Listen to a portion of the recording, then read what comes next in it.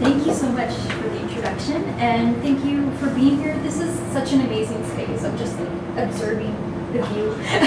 I won't get distracted, I'll actually read. So I will read to you a few poems. I was so inspired by the tagline for this that I read on Twitter was bringing the arts back to STEM. I thought that was so cool. So I'm going to read a series of poems that have to do with walking around. So this first one is called Strange Sky Forecasts This Debt, and it was written after my partner and I just moved to the Fraser Valley. So we recently moved out to the East Fraser Valley, and it's been kind of exciting, different.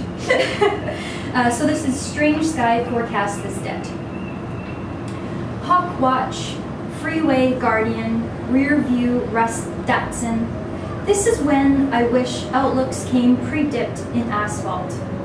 I'm just a woman who's apologetically late for everything. When early morning light sheds, my fingers dig for meanings, find greening pennies. A move is a threshold shift, and a threshold a line, and a line a guideway to follow. Oh, come on, Hawkmaster. It's simply a relocation of the freeway. 68 clicks at 110 km per hour, this old town is new. When someone dies, she said, you feel more alive, your eye sinking deep into blushed skin. Vitality magnifies breath, narrows the way we connect with the act of being, alive even for one more minute. This is to say, there is nothing left to see here, miss. Alive as in an impression on a surface and a wink at a mirror. Alive as in because you are and they are not. Alive as in touch, smell, hear, taste, see. Alive as in witnessing the lupines bloom along the freeway. Alive there for 1 month. Alive, purple line. Alive for us to live. Our new neighborhood smells like mushroom manure, and we wish debt had better fragrance, or nothing. Near here, or what we thought was there, moves. Ours is a pastoral. Inside the gas station, the headline reads, Fleeing Millennials. Flee, fleas, send slogans for the wistful, feeds for the hot spot. Luckily, we only knew outwardly simulacrum. Departure is the removal from part, break away, move away, sail away, drift, this part away from that part, mine from theirs, what is a threshold? Standing at this line, I see a new line, and over that line, I must jump. In the future, will I be able to meaningfully supplement my genetics with diet? Can I physically slap a project title on this moment? This cafe looks like a juvenile delinquent binged Pinterest and puked over the walls. I've moved. A new place-to-place memory. A soft yellow door to open. Wild foul crossing, slow down. The only sincere momentum is GPS-directed momentum. Next time I go out, I'm bringing the shovel to dig up a lupine. This new town is locked in a familiar grid. This new town is flush with dandelion heads. This new town is a strip mall of Highway 1. This new town is the last stop before hope. And this next poem, I thought Shalene Knight was going to be here, but I want to dedicate this to her because her and I just did this little retreat for this 40-year anniversary of Room Anthology. So we're reading 40 years of feminist literature in Point Roberts. And so I went for this long walk and started to think about the ocean. So this poem is called To Perform an Incredible Restoration of the Sea, You Need More Than Just a Hammer. My prayers are the weakest during a $3 per minute tarot reading on the front patio of the only shop in a small ocean town. Our best local dude skimboarded here.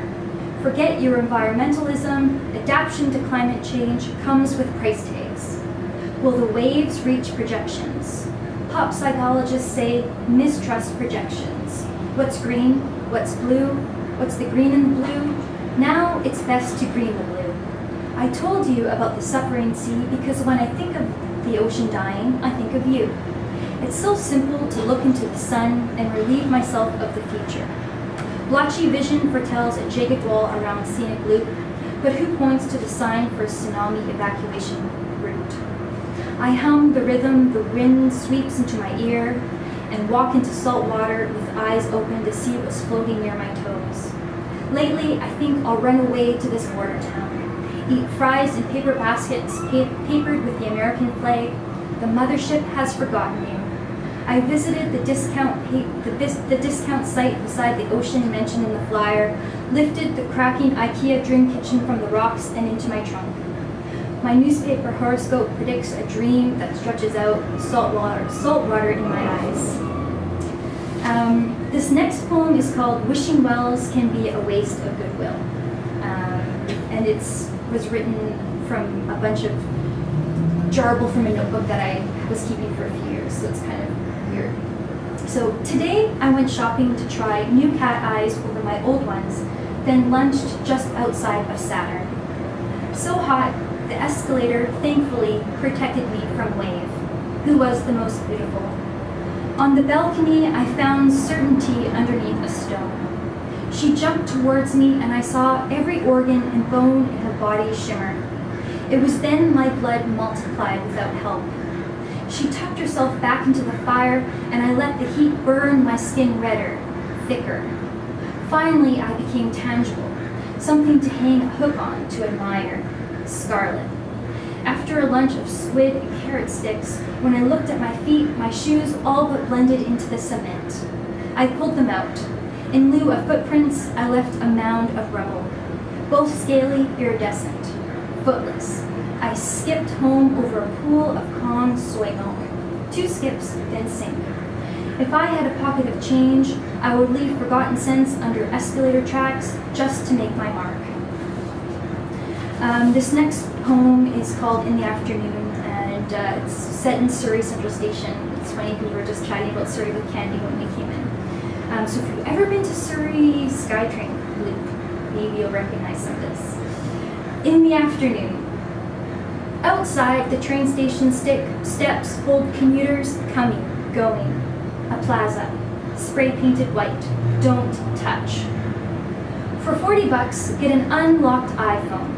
30, a t-shirt with silver flourish. 15, adobo, rice, 2-liter Coke, toonie, pizza slice. 30,000, a unit reserved plus no GST promo.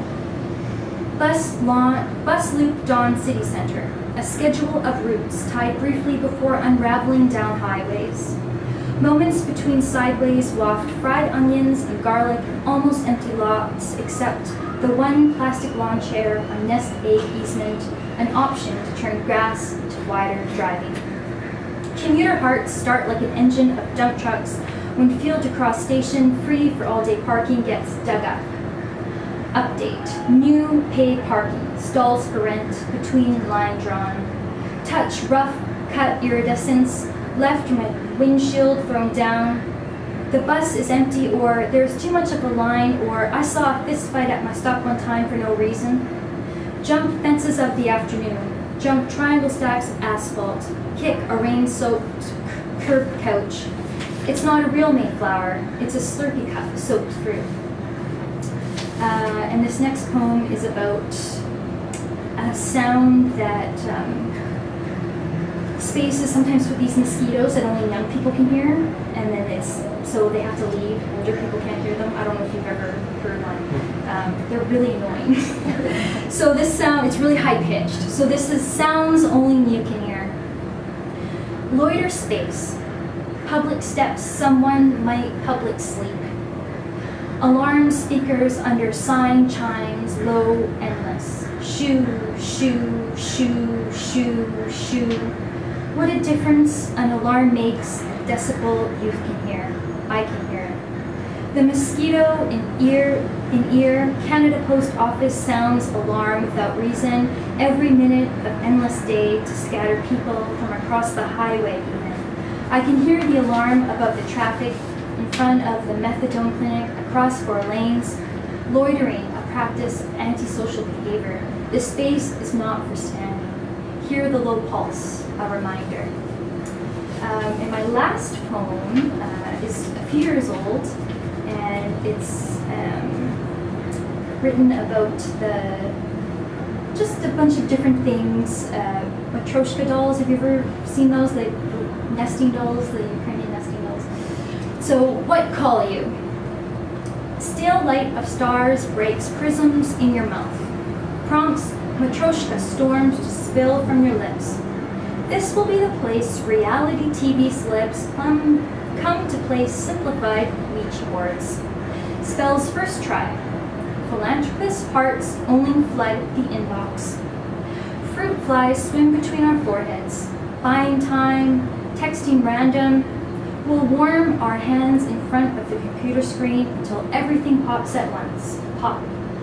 Our houseplant cries for new owners, hopes to drown in the goldfish flying between our toes. So that's my reading.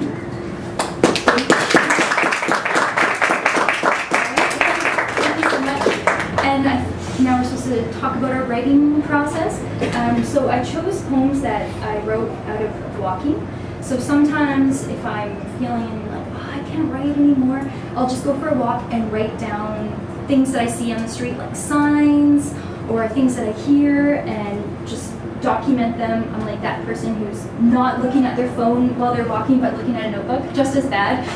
And come home and maybe think of that and use that as text to kind of to manipulate and work in that. And I find it to be really interesting. So a lot of my poems, because I lived in North Surrey and around Surrey Central Station, if you ever go beyond Expo Line, I lived there for a long time, so a lot of these poems were set there.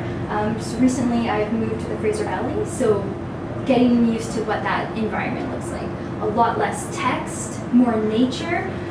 So I wonder if nature will find its way into my poems. I don't know, farming, we'll see.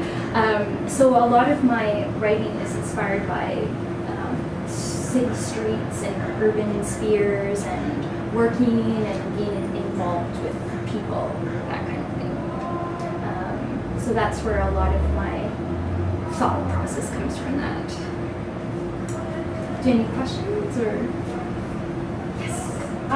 In, I believe your first poem, you had a lot of like word connections. Is that sort of just what comes to you in the moment? Yeah, like for that first one, that was a longer poem, and I was trying to think of ways to keep it going, and I thought, okay, well maybe if I have these repeated words, because going up and down the freeway, you see a lot of the same patterns, like kind of replicate those patterns within my writing.